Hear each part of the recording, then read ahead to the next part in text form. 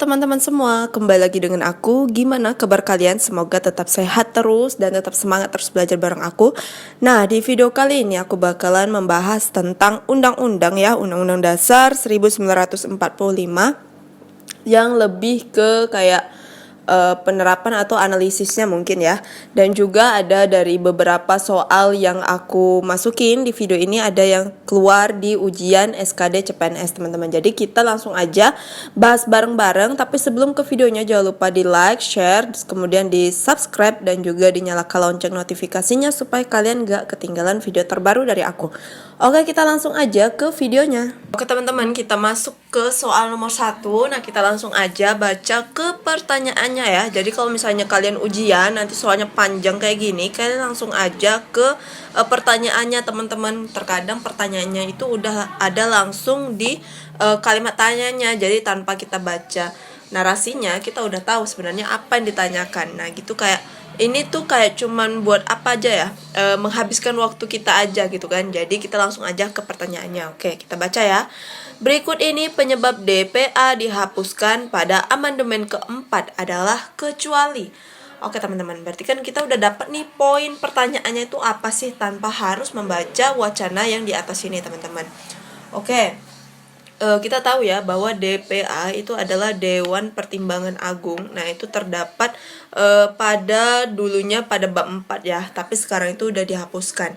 Nah, kira-kira menurut teman-teman itu kenapa sih DPA sampai dihapuskan kayak gitu kan pada amandemen ke-4? Oke, kita lihat dulu ya optionnya. Dan yang ingat yang di sini ditanyakan adalah kecuali, berarti yang tidak termasuk ya. Oke, kita lihat yang option A. Fungsi DPA dianggap tidak optimal. B. Pendapat dan sarannya tidak mengikat secara hukum. C. DPA banyak diisi para pensiunan pejabat. D. Anggota DPA dianggap diisi oleh orang-orang terdekat presiden. E. DPA tidak pernah ikut andil dalam memberikan nasihat kepada presiden. Oke teman-teman, DPA itu adalah Dewan Pertimbangan Agung ya, di mana dia mempunyai kewajiban untuk memberikan pertanyaan atau nasihat kepada presiden ya teman-teman. Oke, jadi di sini yang bukan penyebab DPA dihapuskan itu adalah yang apa?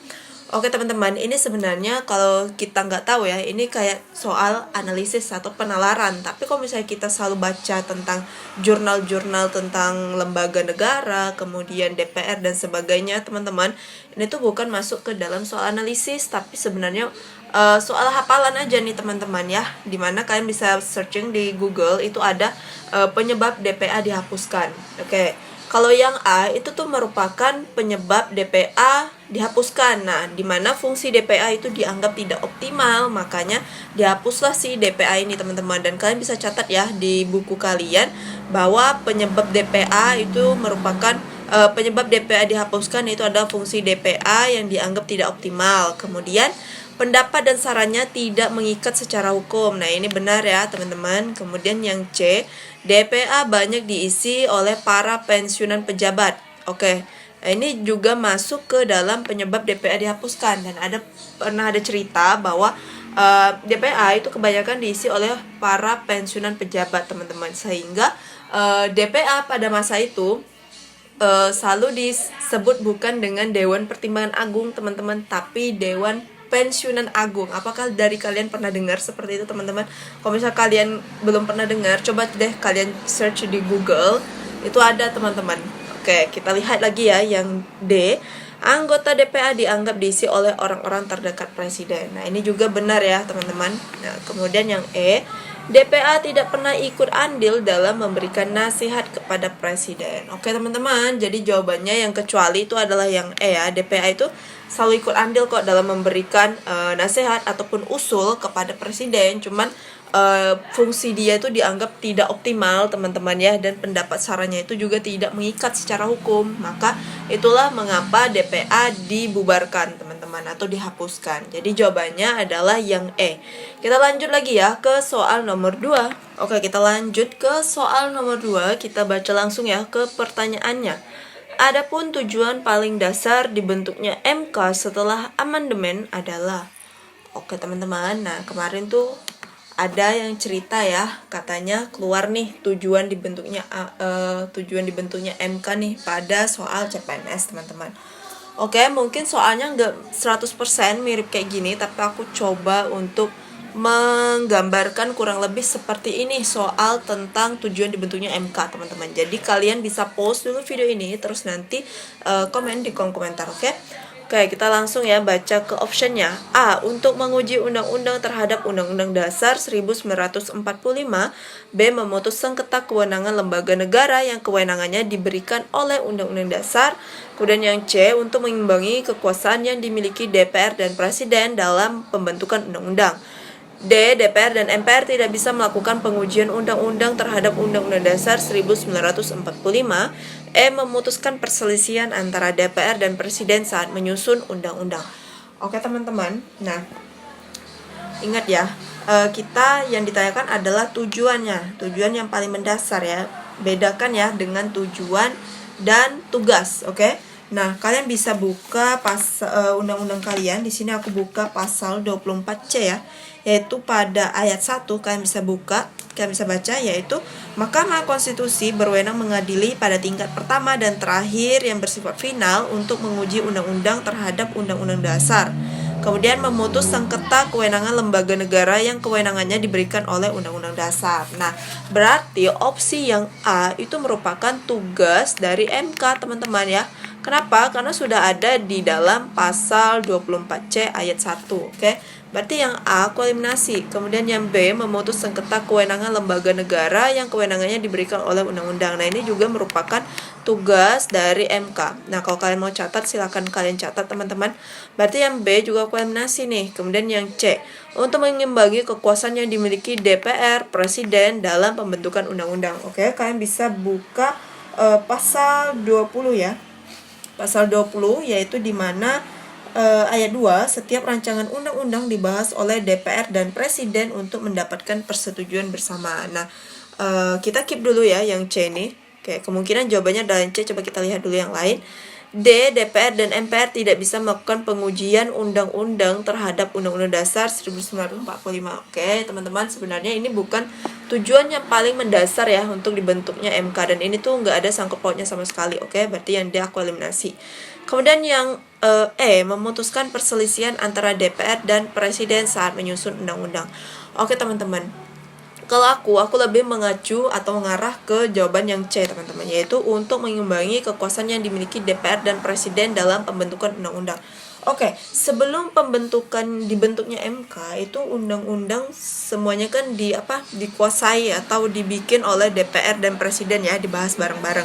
Nah, begitu dengan adanya MK, jadi Presiden dan DPR itu tidak undang-undang tersebut tidak sepenuhnya dimiliki oleh si dua orang ini teman-teman, yaitu DPR dan Presiden. Jadi begitu DPR dan Presiden sudah membuat rancangan undang-undang, maka harus lagi undang-undang tersebut diuji nih dengan Undang-Undang Dasar, kira-kira ada kesalahan atau tidak, kayak gitu ya. Maka dibentuklah si MK ini, dan dimana tugas MK itu adalah menguji undang-undang terhadap Undang-Undang Dasar 1945, salah satu tugasnya teman-teman.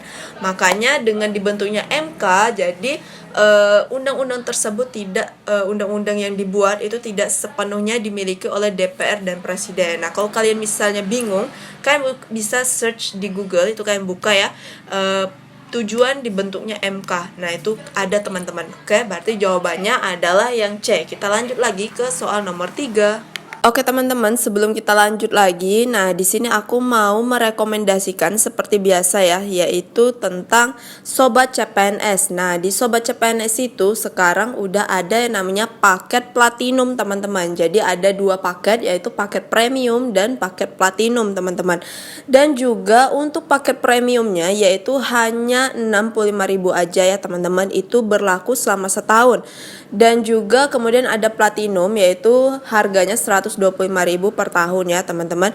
Dan juga apa sih bedanya akun premium dan platinum? Nah, pada premium itu kan pembahasannya nggak ada pakai video ya, sedangkan di platinum itu kalian udah mendapatkan kunci jawaban atau pembahasannya menggunakan video teman-teman. Jadi seperti kalian nonton YouTube ini, dan pastinya lebih memudahkan kalian untuk memahami jawaban dari soal tersebut teman-teman. Nah, jadi tunggu apa lagi, langsung aja klik link yang ada di description box aku, linknya udah ada di situ, jadi kalian tinggal klik aja, nanti bakalan diarahkan langsung ke websitenya. Oke teman-teman, kita lanjut lagi ya ke pertanyaan selanjutnya. Oke, kita masuk ke soal nomor 3, kita langsung aja baca ke pertanyaannya. Menurut saudara, apakah tujuan pemerintah pusat memberlakukan otonomi daerah? Oke, inti pertanyaannya adalah apa tujuan pemerintah pusat itu memberlakukan otonomi daerah? Oke, kita tahu ya bahwa otonomi daerah itu adalah hak pemerintah daerah untuk mengurusi dan mengatur daerahnya sendiri ya, teman-teman. Oke, kira-kira apa nih tujuannya? Kita lihat yang A. A. Melancarkan pembangunan yang tersebar di seluruh pelosok. Kemudian yang B. Pemerintah daerah bisa mengeksploitasi hak otonom seluas-luasnya. C. Menciptakan hubungan baik antara pemerintah pusat dengan pemerintah daerah. D. Pemerintah pusat sangat menjunjung tinggi keberagaman daerah. E. Negara mengakui pemerintahan daerah yang bersifat khusus dan istimewa. Oke teman-teman, kira-kira tujuannya pemerintah pusat memberlakukan hak untuk memberlakukan kepada pemerintah daerah untuk mengatur sendiri daerahnya itu adalah apa teman-teman? Oke, kita lihat ya satu persatu optionnya. A. Melancarkan pembangunan yang tersebar di seluruh pelosok. Oke, ini bisa jadi ya, kita keep dulu. Kemudian yang B, pemerintah daerah bisa mengeksploitasi hak otonom seluas-luasnya. Oke teman-teman, sebenarnya kata seluas-luasnya ini harusnya sebaiknya dihindari ya teman-teman. Takutnya terjadi eksploitasi yang berlebihan. Jadi apapun yang berlebihan kan nggak bagus ya teman-teman, itu menurut aku. Jadi yang B ini menurut aku bukan. Kemudian yang C, menciptakan hubungan baik antara pemerintah pusat dengan pemerintah daerah. Oke, ini gimana teman-teman? Kemudian yang D, pemerintah pusat sangat menjunjung tinggi keberagaman daerah. Oke, kemudian yang E, negara mengakui pemerintahan daerah yang bersifat khusus dan istimewa. Oke teman-teman, biasanya pada otonomi daerah itu yang paling utamanya itu adalah tentang pembangunan ya teman-teman. Gimana caranya pembangunan yang ada di daerah di pelosok Indonesia itu bisa merata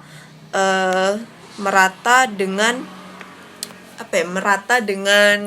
pemerintah pusatnya. Jadi tidak ada yang namanya kecemburuan sosial teman-teman. Nah, jadi sebenarnya tujuan pemerintah pusat untuk memberlakukan otonomi daerah itu adalah untuk melancarkan pembangunan yang tersebar di seluruh pelosok teman-teman. Dan makanya pemerintah pusat itu meminta atau kerjasama dengan pemerintah daerah ya untuk melakukan gimana caranya pembangunan tersebut bisa tersebar secara menyeluruh sampai ke pelosok-pelosok Indonesia teman-teman. Nah, secara logika itu kan nggak mungkin ya pemerintah pusat mengatur semua daerah-daerah sampai ke pelosok gitu kan untuk memberlakukan pembangunan yang merata kayak gitu. Makanya diperlukanlah yang namanya kerjasama dengan pemerintah daerah, yaitu memberlakukan otonomi daerah teman-teman. Dan pemerintah daerah juga berhak untuk mengatur daerahnya sendiri seperti itu, asalkan tidak lari dari ketentuan undang-undang seperti itu teman-teman. Oke, jadi jawabannya adalah yang A, dan kalian bisa search juga di Google, itu juga ada teman-teman tentang tujuan pembentukan otonomi daerah, tujuan tentang pemberlakuan otonomi daerah ya. Oke, kita lanjut lagi ke soal nomor 4.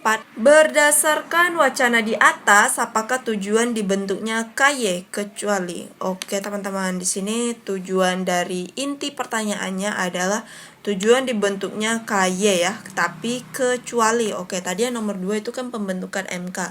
Nah, pada nomor 4 ini tujuan dibentuknya KY, oke, kecuali. Oke teman-teman, kita lihat optionnya. A, mengupayakan peningkatan kapasitas dan kesejahteraan hakim.